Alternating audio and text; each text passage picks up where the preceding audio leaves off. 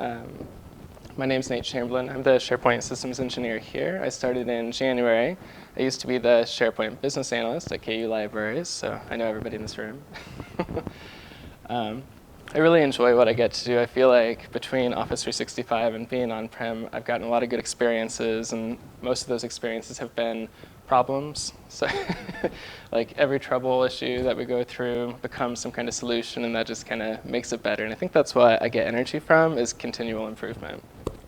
But today I wanted to talk to you about lists and libraries, just basic SharePoint components, because in the education that I do here and also at KU, I remember there's just a few things that I think could make people's experience in SharePoint a little bit easier that maybe are underutilized or aren't key features that are being pushed out on a regular basis. And a lot of them that I'm going to show you are just simple. You can set them up real quick, and hopefully what that means is that your end users can do it for themselves at some point. But I'll also go into a few deeper things that they probably wouldn't do that you might want to help them with. So first, I've just got this question up here, menti.com. It's a great site. It's how I pull my audiences. You guys can get a feel for who's in the room. I can get a feel. And right now, we're half O365 and half on-prem. I didn't vote, so I think we're winning.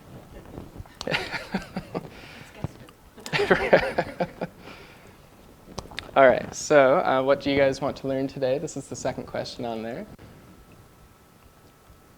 Might be no responses yet. That's okay. Oh, there we go. What you got? 5,000. That 5,000 item moment.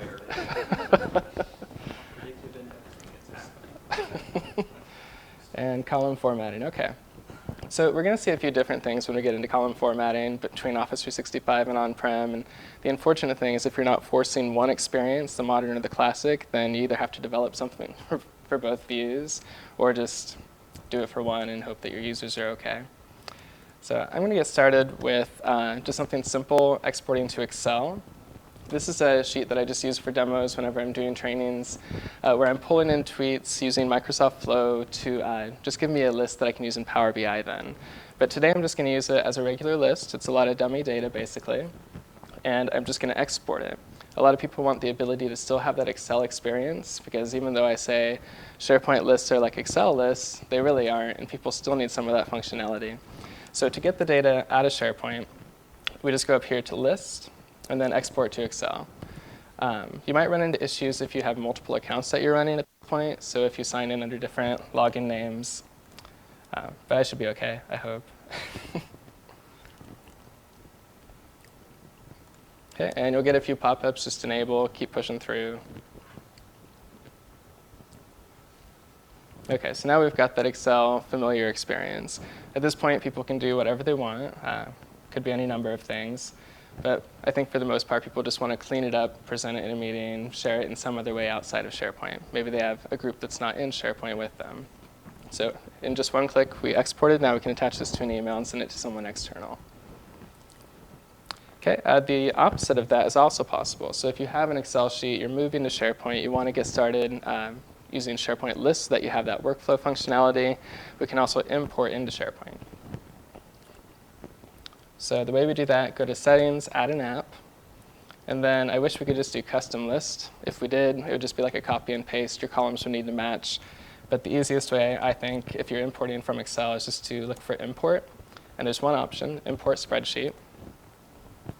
Go there. We're going to call this Tweet Duplicate. OK, and I need to save that so we can actually import it.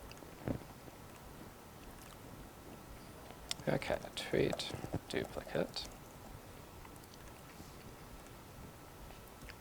I'm sure people are cringing at my usage of the desktop for like the catch-all temporary home.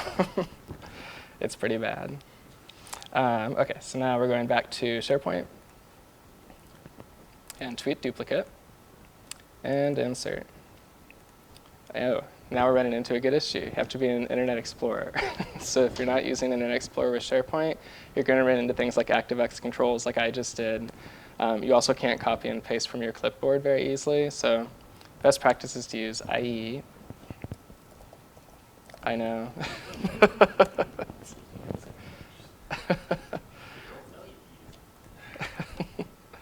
Let's give it a shot here.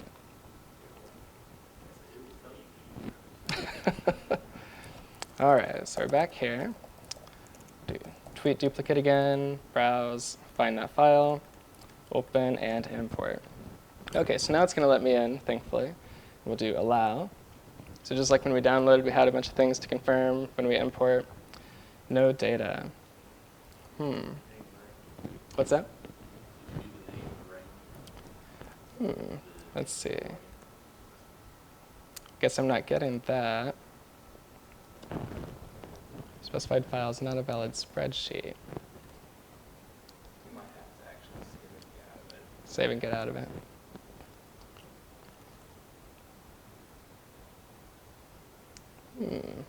Well, let's do a different spreadsheet. Maybe it just isn't like that one. All right, so I'll just do some dummy data here.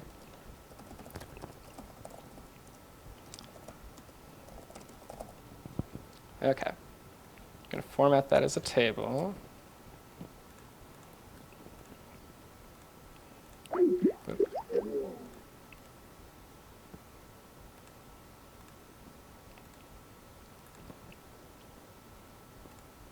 OK, so I'm still calling it tweet duplicate, even though now it's obviously not tweets. Oh, OK. Okay, We're reconnected. reconnected. By the way, this is the first time we've we've live live streamed. So if you'll mute your microphone, you might run into some more snags. OK. I'm not sure why it's not importing, but I promise this works. There's got to be something. Yeah. See, there's proof. space between your title. It's converting into a URL. Ah, there we go. We could try that.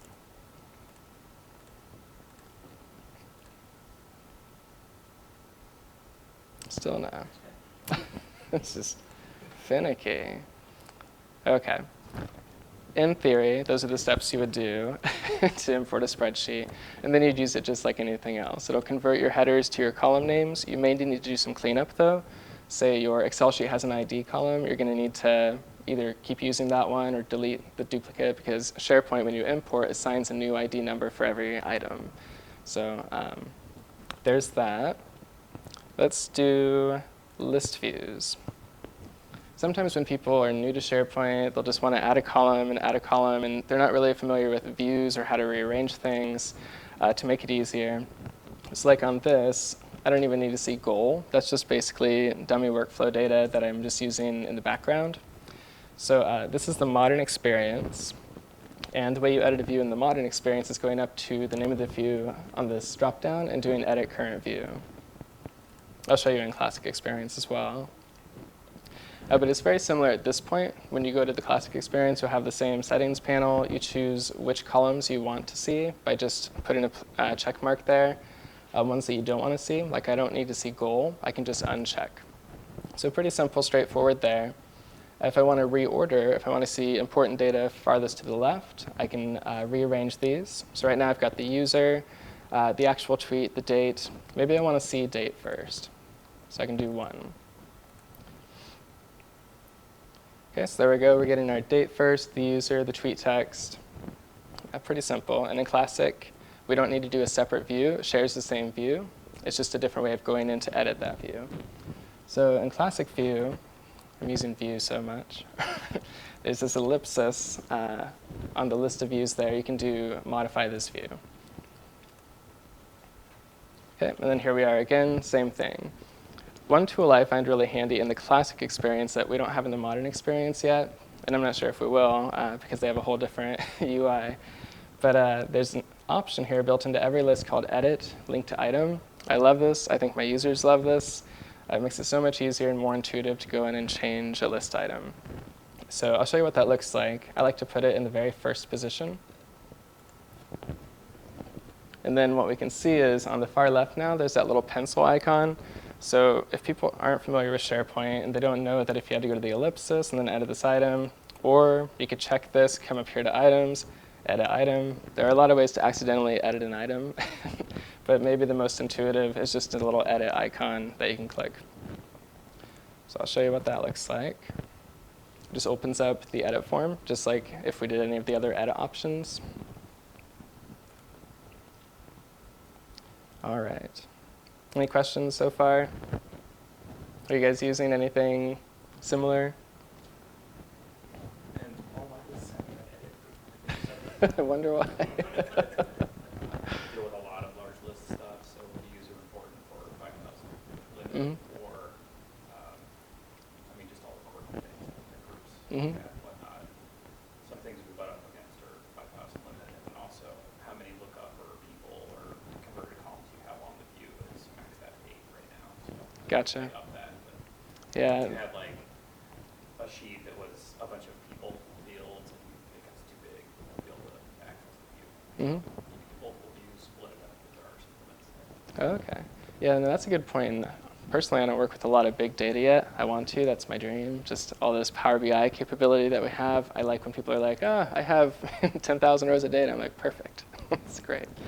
But yeah, SharePoint doesn't play so nicely when you get up to the 5,000 range, and that's for document libraries and lists. Are you guys on-prem or O365? Both. Okay. Are you hybrid? What? Hybrid? Or Well, I've got a 2010 farm, and then now I'm splitting my internet to 365, so okay. supporting both. Well, cool. Is the plan to get rid of one eventually? Yeah, so I work with construction projects, so it's like 3-year builds, so those will cycle off over time, but there's existing projects and they go into multi-year warranties, so we keep those around for legal purposes, so we'll still be supporting those for like 5 or 7 years. Oh my gosh.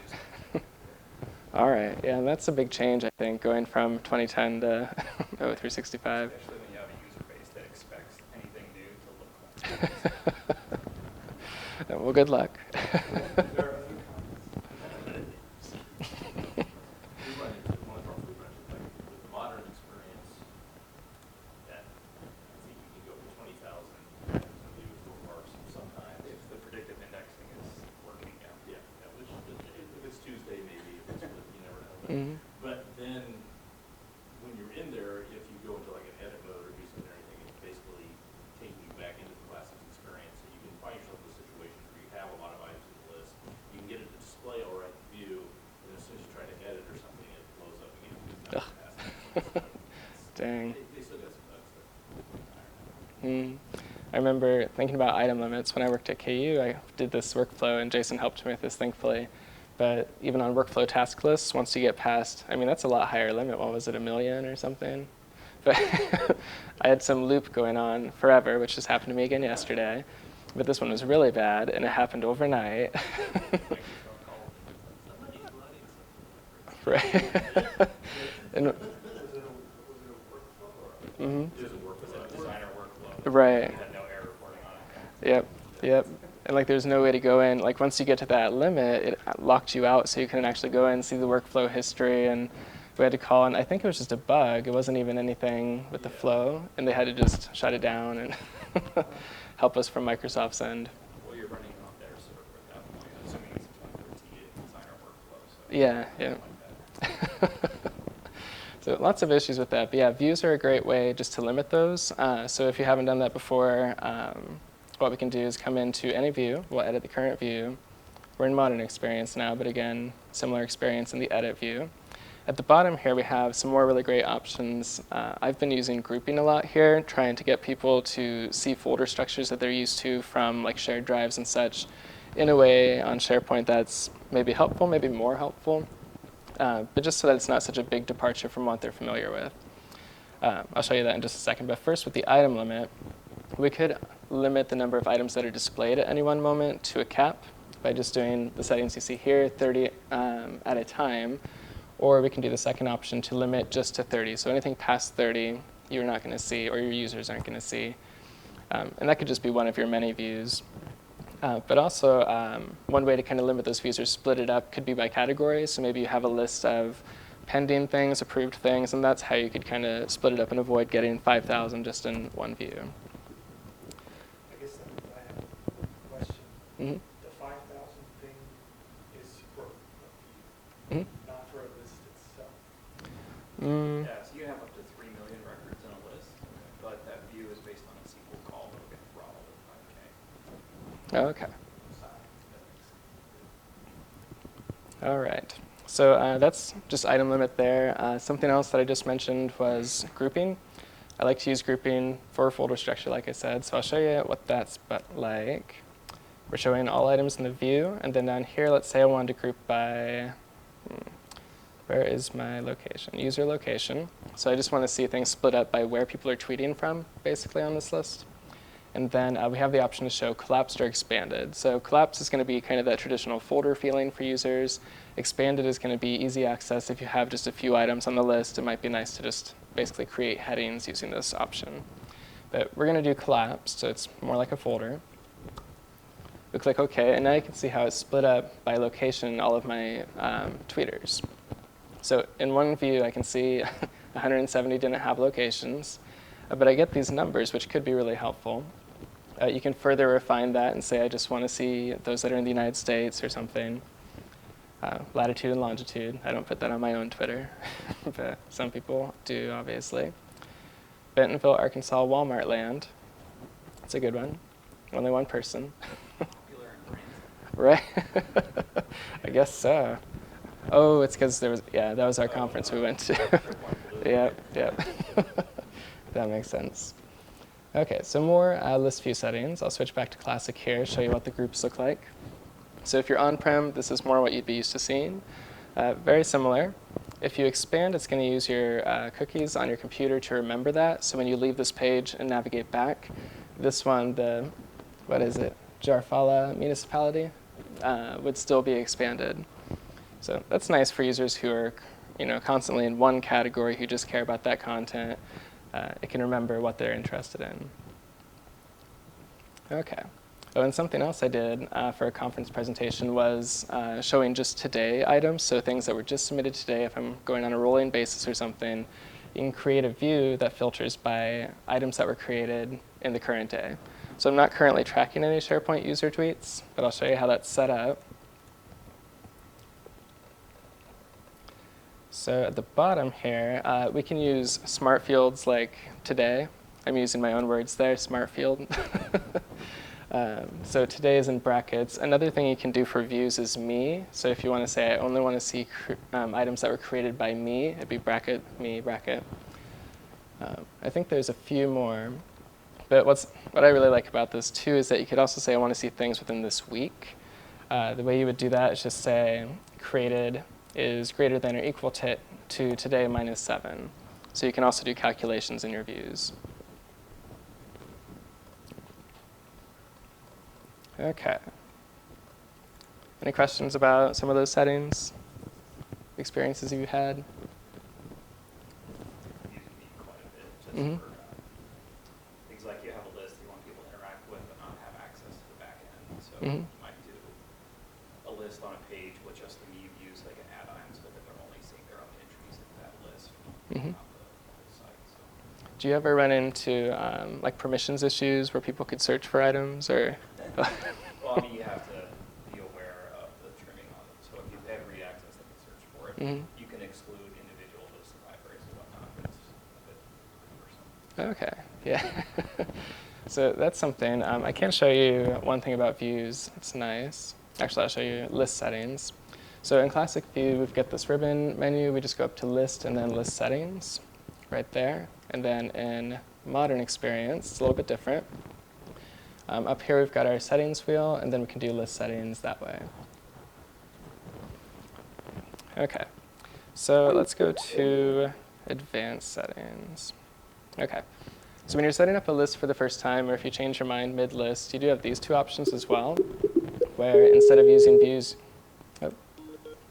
We'll get we'll that. get this. Thanks, William. OK. So whenever that happens, we lost our stream, but it's fine. So item level permissions. So basically, we can just say at the list settings level across the board, people can only read items that were created by that user, or create items, or create or read. So we've got some flexibility there. I also come in here a lot because I don't like folders. So I'll usually disable folders in every list that I can. There are cases and there are groups who want folders, and so you just have to have a discussion and you talk about maybe we could do 2 levels of grouping like we just tried. And then if you absolutely cannot find another way to organize this data, maybe we could start introducing folders at that level, so the 3rd level. So I usually turn off folders like you can see here. You can do attachments on list items, so Excel plus basically. And that's a little bit tricky because it's hard to use that data when it's attached. I can show you that in just a little bit, but it is kind of nice for people submitting a form to be able to attach something and then send it off. The hard part is more like farming that back out and that, whoops, touchscreen. Farming that back out and doing reports on what they've attached or even including that in an email. It takes a little bit of work. Launching forms in a dialog, I think as far as usability goes, this is something I really like to do for people. Right. The caution would be your users' devices. So if you have a very mobile company, maybe dialog boxes aren't going to be the best option. But for most people, I'd say if you do launch forms in dialog, you'd be OK. So let's go see what that looks like. Of course, if you're in modern experience, it's not so exciting with dialogues. But we'll do new here. This is modern. This is the way it's going to look no matter what. So if you're doing dialogues, you see this. If you're not doing dialogues, you see this. But it's also kind of nice that you're not, this basically is a dialogue. You're not leaving the list. You're still in context, filling out this form.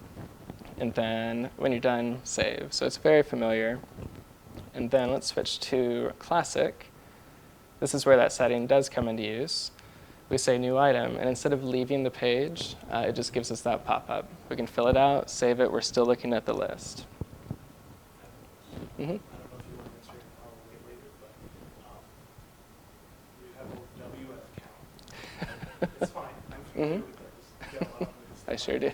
But they show up on some forms, Mm-hmm. and I can't, there's some that it won't let me hide. Yeah, so that's tricky. I'll get to that when we talk about content types. Mm-hmm. Yeah. Because Sharon sort of made me tick one day. Oh, no. It's It fine. triggered a workflow. It wasn't that big of a deal. People just were like, why did this happen? Oh, that's funny. But yeah, that would be something that I would do. Because I almost had it to where I could hide some. Mm-hmm. OK. Yeah, I can show you that. Certain fields you can hide in forms, but I love that. I'll show you that in just a second. So we did we did some list settings. I'm going to show you a few more here. So again, we're just in a list. We're not in libraries yet, but they're very similar. You're going to see a lot of the same options. The biggest difference, I think, is just in the content you're working with. So going back to advanced settings, we're not ready for content types. We are going to do that in just a little bit. Enabled. OK, so search results. So depending on how you're doing permissions when people submit forms, sometimes I'll do item level permissions using a 2010 SharePoint Designer workflow. Probably not the best practice, but it keeps it secure. People can't search for it. There's no chance that someone's going to be able to read something that wasn't scripted into that workflow. The problem is that workflow may fail at some point, depending on what the form data looks like. So you need fail-safes, because otherwise someone's going to submit a form, the workflow fails, and then that submission is out there for anybody to see. So we've got options when it comes to keeping things secure. You just got to test and see what works best for you. But this is one feature that we do have, allow items from this list to appear in search results. If there's no reason that people need to be searching for the content people are submitting in forms or on this list, you might as well make it no. Otherwise, that just increases the chance that somebody's going to stumble into a form submission or a list item that they don't really need to see. OK, let's see. I would add there that it's not an immediate response because it's going to wait for the next crawl to pull out of the index. So if you're trying to unindex something and then you go test it, it will probably still be in your search results about after 10 or 15 minutes. It should. Gotcha. Crawls, yeah. We just did a managed metadata crawl or something. It's a full crawl. It just takes forever. But I'm not really familiar with that. I'm new to on-prem, and so I'm just now seeing the administrative side of things. It's fascinating. Lots to learn still. OK. Last thing I'm going to show you in list settings is if you are in Office 365, you'll have this option where you can force people viewing that list to see either the modern or the classic. So you've seen this whole time how I've been switching back and forth. End users can do that too, or we could set this at the site collection level. We don't have to do it just at the list level. Or we could do it right here on a list-by-list basis. So depending on what you're developing, for example, if you're doing the modern experience and you have conditional formatting, or you're using Power Apps for a custom form, you definitely want to force that new experience. If you're not using Power Apps or anything, and it's just basically plain list data, you might as well do Classic Experience. And Classic is nice because you have a little bit more customization options when it comes to changing the way things look or they're laid out, just using JavaScript, whereas the modern framework, I don't know enough about. Jason, I think you did a workshop on it. But it's, yeah. SPFX stuff. Mhm. So it's possible, it's just not something I know a lot about. There's no script editor or content editor, so Mhm. it limits your options. Right, yep. But it's actually really easy to deploy a web part, create the building and deploy. Now, I don't know how you do like site-wide deployments or anything like that part to it. So Mhm. if you're looking for like just one-offs, or maybe deploy here and there, maybe include as part of the templates. I want to deploy across the organization. You guys have PowerShell access? Yes. Yeah, it'd probably be PowerShell CLI maybe. Awesome. Okay. So I guess before we get into content types, while we're here, calculated columns, I use them all the time, mostly for workflows myself, but there are cases where I've worked with HR people who want to see certain things like days of service, or not days, it'd be like years of service or something like that. So there are cases where end users would be interested in something like this, which is just days since creation. A simple calculation, we just say today. You'll notice that's different from the calculation we did for a view. Minus created. So it's just going to give you a result in days. Now, if we wanted that to be in years, if you're familiar with Excel formulas, we could just take that result in days, divide it by 365, 3,675. There we go, 365. And that's going to give us a response in years. You will run into decimal issues if you do that, any kind of division or so just make sure when you come down here to number of decimal places that you're setting that as well, so that it doesn't just go on forever. One other thing you can do is if your end users, just to do something more for them, we can do this calculation. Now we have years. Something else we can do is put the word years after it. So the column says years of service. We have our number. Then we can start doing concatenate just to join the number with text. Come to the end here. And then we'd put in quotes whatever we want to put, so space years in this case. So calculated columns, whether it's for your end users or for you, I think come in a lot of good use cases. And then O365 has this, column formatting. I haven't used this a lot myself. I've used it once. It's kind of nice just for conditional formatting where you can say if this amount exceeds 5,000, make it red, something like that. Okay.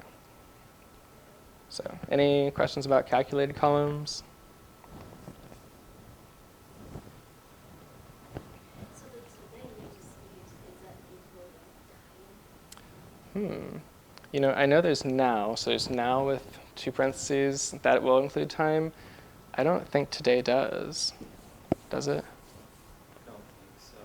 Okay. Most of the Excel formulas work, but there's specific ones that either give you different results or they don't work. Like date diff does not work. Mhm. In there you have to follow some other options, but Great. I'm not sure about the time that's involved with it. And I've been pretty heavy into Power BI lately, and they use DAX, which is so similar to Excel, but it's still different enough. So I'm going from DAX to Excel to SharePoint, and they're all just different enough. So I'll find myself coming to create a column using DAX, and I'm like, why isn't it working? Just get a tool, put in one thing, get it home. Yeah, there we go. That's a good idea. I see a moneymaker. So for the SharePoint PDP, if you're familiar with that, there's a pretty nice little column formatting bookmark you can actually enter a site collection that will basically generate that JSON code for you. Huh. I think you just brought up the 1.2 of that, right? Yeah, I'm not sure. what Yeah. it is. I haven't checked it. That's awesome. Column formatting. Yeah. It says PNP. Yeah. So PNP column formatter. I'll have to look into that. Kind of handy just for quick and easy, and it goes, Then it gives you visual GUI, it gives you toggles, it gives you sliders, all that kind of stuff. you don't know anything about the JSON stuff, it do it all for you, and even insert it through the list for you, right? We're going to tap out. Yeah, I think that's with like progress bars, pie charts, date renderings, all sorts of nice stuff. That links to launch flows, power apps. It's pretty cool. That is cool. All right. So let's see. I think that's about it for columns. I'm ready for content types unless there's anything anybody wants to mention or look into. Talking about his fields. Yeah, we can talk about your fields. You're talking about fields or columns? Yes. Yeah, right. It's the same thing, except when you have a column that does have fields to it. Anyway, that's one thing I am getting used to. It's all the words. Field, column, Right. same. I think I struggled so long with finding the right words, I just started making up my own. And as long as I have a visual, people understand. I'm like, just go here.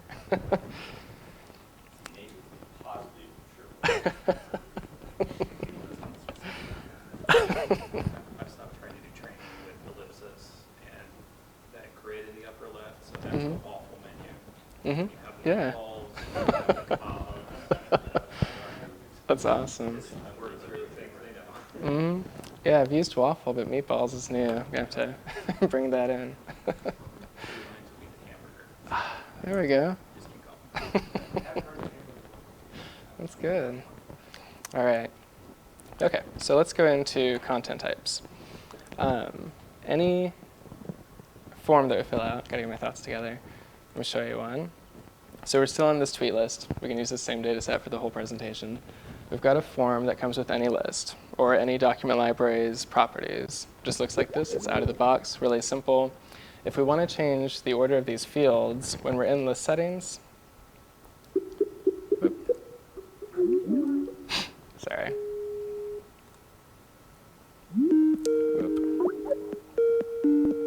We'll get this figured out.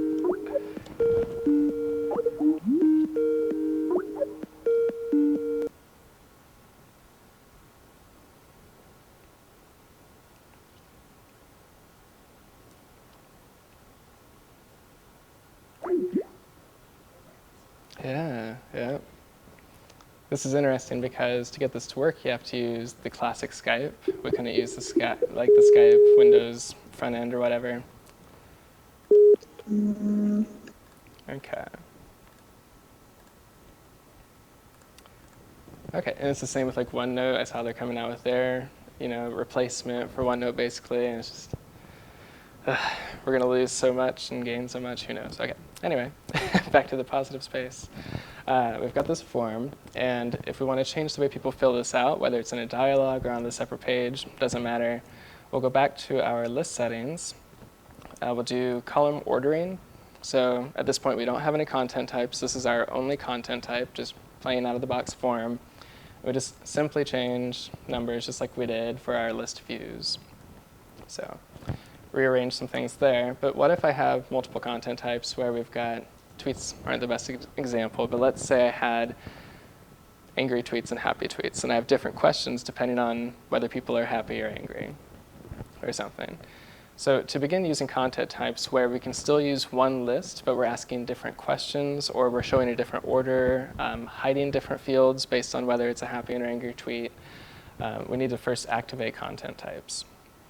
So we go into advanced settings, like we've been to a few times now, and where it says allow management of content types at the very top, we'll just do yes. We'll come all the way down, and as soon as you do that, you're going to have new options on your list settings. So now we're back to list settings, and right here we have content types. The one we've been working with is item. So if you're working with a list, it'll be item. If you're working with a document library, it'll be document. So let's just look at item. It looks a little bit different from what we just saw. We've got a few more options, and we can see right here which fields are optional, required. Another option is hidden. We can also just delete this entirely. So here's our column order that we just did. Looks exactly the same. You can do like hierarchies of content types where you have like a master minutes template, and then maybe you have 4 committees that use a similar template. If you make a change to the master, you could say update all content types inheriting this type, and it'll push that update to the 4 other content types. So it'll save you a little bit of time. But at this point, we still just have the one item content type, so it doesn't really matter. We're not going to reorder anything. Other things we can do, let's see. We're going to advanced settings. You can make a read-only content type, which is really handy for when someone submits a form. We can use workflow to change the content type to a read-only format, so the form is submitted, now nobody can make a change to it. Because we've switched the content type, we've made it read-only, it's done. Okay. To create a new content type, it's not the most intuitive. We'll go into site settings. You have to create content types at the site level. That's nice because you can use it in multiple lists. Not so nice because it's not, connected so easily.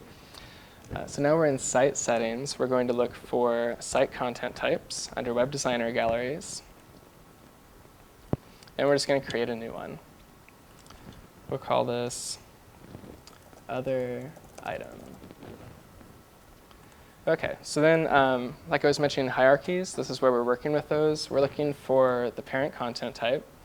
So I just want list content types. It's just a pretty plain Jane. Most of the time you're going to use list content types or document content types. So this one's a list content type.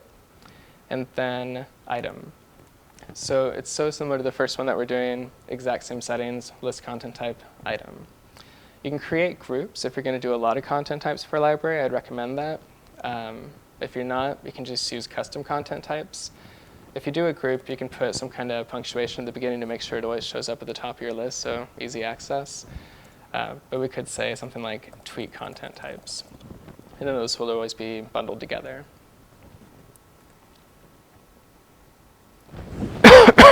Okay, so this one you can see we don't have all those fields that we had from the other item because we're not in the list anymore. Remember, we're at the site level. But we're going to go back to that list. And we'll go to list settings again. And where there's content types, we're going to say add from existing site content types. So now we're telling this list to look for that content type. The group that we just created is tweet content types. If you put punctuation, it would have appeared right up here at the top. So tweet content types, there's our other item. We'll add that, and OK. Now at that top level of the site settings, I could have said which columns went with it if there were site-wide columns. In our case, there aren't. Every column that I want to use is in the list. OK, so other item, there's this option, add from existing site or list columns. So now I'm going to choose from this list which things apply to this content type. And let's just say it's tweet date, tweet text, and that's good enough. We'll just do that. OK, so we've got title, tweet date, tweet text. Title should be our user, I believe. And let's just, for your case, I'm going to put one in there that we want to hide, like WF count. Let's see if we can replicate that. OK, so when I go into a calculated column, I'm not able to hide it from a content type. But all you have to do is remove it. That doesn't mean you're deleting the column. It just means you're taking it off that content type. And it's still going to be working on the list. So I can have WF count on my list view if I need to see that. And it's still going to apply to every item. But it just means when someone opens a form, opens this content type, basically, they're not going to see WF count. So I'll just. Oh, I was looking at is those three radio buttons just grayed out. Right. So you're saying hitting remove is Yep, unless you need that field to show in your form for some reason, you might as well take it out. That's because it's calculated, right? On a normal data column, you can just hide it. Yeah, so if it's not calculated, I'll go into one here. If it's just a text or, excuse me, or any kind of regular SharePoint non-calculated form, I don't think lookup columns will work either, depending on how you're using them. Some will. But you can require forms, so I can say if they're filling out an angry tweet, I'm going to require that they explain why. And then on the happy tweet, maybe it's optional. So you can play with that a little bit. If you want to hide something, Want to invite feedback. of course. Always very That's why they increased it to 280 characters. All right, so now let's go back to our list. OK. So we've got our new item. So this is the one that we've been working with. It's the plain Jane out of the box. We didn't do a lot with it. Let's say I want the new content type that I just created to be the default one. I can come into content types, change new button order and default content type, and I can choose which ones people have the option to create from the new button. So if you're doing a read-only content type, this is when you might want to hide it. It'd be checked by default. You'd come in, you'd say it's a read-only, they submitted it. I don't need people to create a read-only content type item. So that's just one idea of when you might want to hide it. Whatever you put in position 1 is the default one. So they click new, they get whatever number 1 is. So I'm going to switch it to our new one.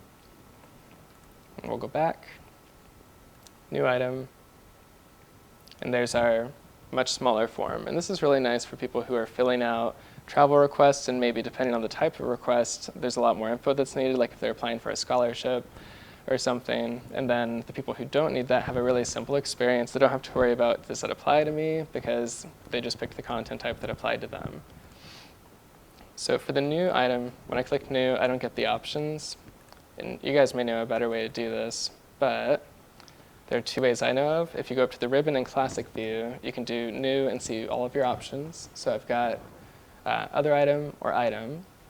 There's also, let's see, I'm going to edit the page here. I don't like this way as much, but it's an option. There is show toolbar. When you edit the web part for the list, and this works just on the plain list page, you don't have to create a new page. If you go to the web part, that's just default, and we edit it and we change toolbar type to show toolbar, we'll click OK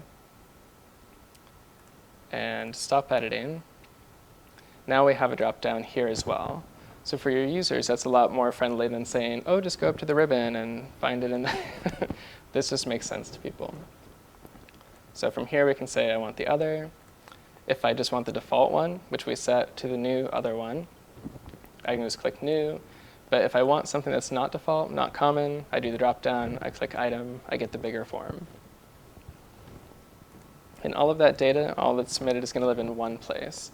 And we can do workflows based on content types. So I can say if someone submits an other item form, run this workflow. If it's a regular item form, do this other workflow. So it's really nice for separating out your processes. Does anybody else know another way to do new items? Not with content types, but I've done quite a bit with like info platforms. Oh, yeah. Additional sections and things like that. So just adding expanders to the user experience, keeping it all in one content type. And then, you know, you get a lot more options not using all forms. Okay. Yeah, we still use InfoPath here. And right before I left KU, we were using Power Apps, just beginning to start to explore how that could be a replacement someday. And they've both definitely got their strengths, but I don't know. 2026 on InfoPath, so What is it? The 2026. Oh. Okay. Ugh. The heartburn.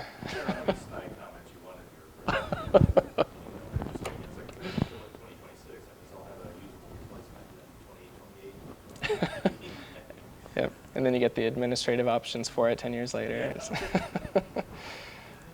Okay, so let's see, we did content types. Oh, let's do the modern experience too. So that was classic, 2 ways to get different forms, different content types in one list. In modern, it's so easy. It's just built in, out of the box. Your one new button is a drop down, and you choose other item or item. So, okay. So, any questions about content types and lists? Things you want to see? Okay. Favorite content type is the document set. Yeah. Yep, we're using document sets for what we call system profiles, where we just go in and we put all the, kind of like a wiki almost, like you create a document set, and then each document set can have default contents.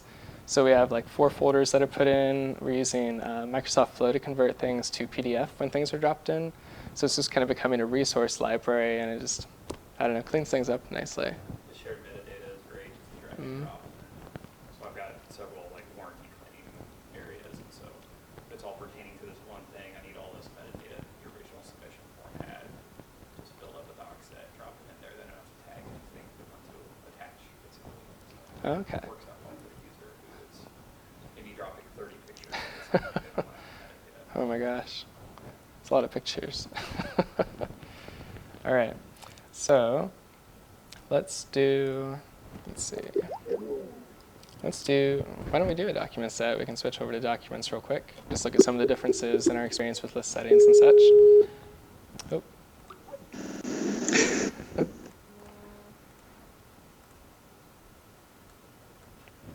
Okay, so we're in a document library. One really nice option for people who have this ability, I think it can be disabled, is to sync down to your, okay, I shouldn't say nice because there are major cons to this, but the last time I checked, we could sync and then we'd get just a Windows Explorer view of a document library. Now if you have 10,000 files in that document library, and you sync down, you'll be okay if you have the new generation sync client where it doesn't actually download all 10,000 files. It'll just download the ones that you're trying to access from Windows Explorer. If you have the older generation, it's going to download all of them. So you just want to be careful about rolling that out depending on your client. And then I think you can also disable this for people too. So I'll just show you what that looks like. In Modern Experience, I click Sync. I click OK. I'll sign into my OneDrive. If you're already signed in, you wouldn't have to. Okay, I'll do Next. Can you tell I don't use this much? It's my demo account. Okay, so now people have this familiar experience. They're seeing their documents in Windows Explorer, and they can open it. Now, if you have the new generation, you'll see the status column here. That's how you know you have the newer generation client. If you see a cloud, that just means the file is still stored in the cloud. It hasn't been downloaded. If I want to open this, it syncs. Let's see. Failed to validate. That's fun.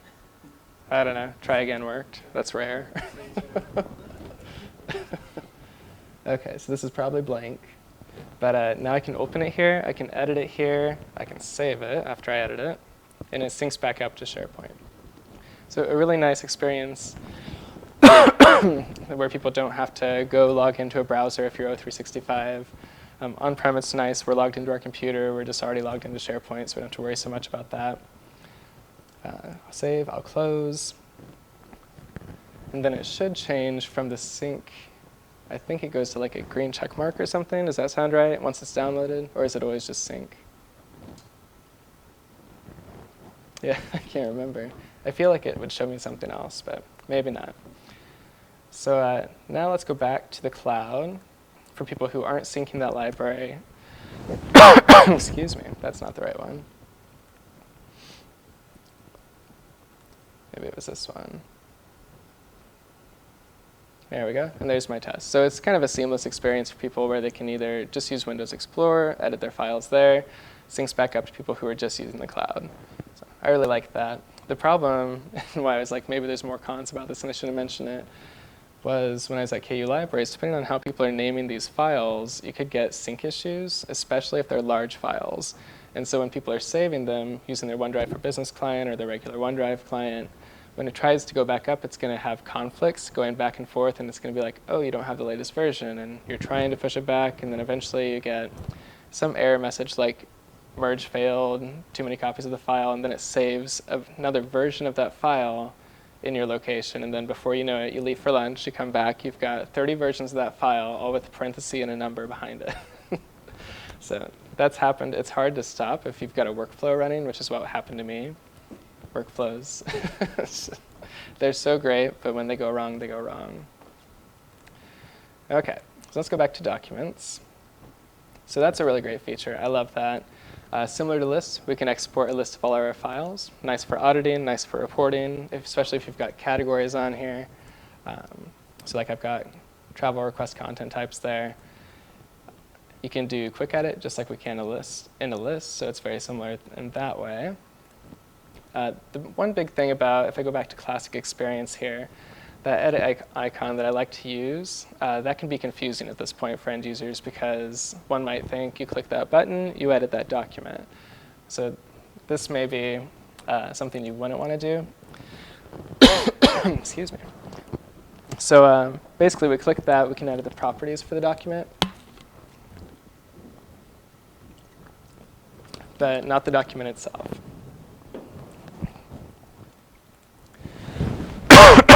Goodness, OK. So if I want to edit the document, I can just click on it. I have options where I can edit the document in the browser, or I can edit it in Word. So it's up to your users what they want to do. You can disable one. You can force people to use one or the other. You can also force people to open files in the browser or in the client. One case use where you might want to do that, have people open it in the client, is if you have special formatting on that document, like if you have forms that need to be filled out, and when they open in the browser, they're not able to, you might as well force opening that in the client. And I've run into that a number of times where I've got templates that have crazy formatting, and you try to open it, and it looks all wonky, and people get confused. And like, where's my header? So you just force it to be opened in the client, and you'll be fine. OK. Oh, and this was me testing a pop-up. You can do pop-ups with JavaScript. Let's go back. OK, so we're in Documents. Let's look at do library. OK. So I'm running out of time. I want to show you what you want to see. Is there anything that you want to jump to instead of this? No? OK. You just let me know. Like, super casual. OK, so here we've got content types and documents. I'll just show you kind of how those look. Again, very similar. That's what I really like about lists and libraries, is that you can have a really similar building structure for your workflows. You will run into some differences, though. But right now, we're looking at the settings for a document content type. Not too bad. What's really great about document content types is that you can have default templates. So you might have already seen when I opened one by mistake a moment ago. I've got this template that I want people to use. So this is my content type. So just like a list where I had a form, and it could be different depending on what I put in there, I can have content types with different templates attached.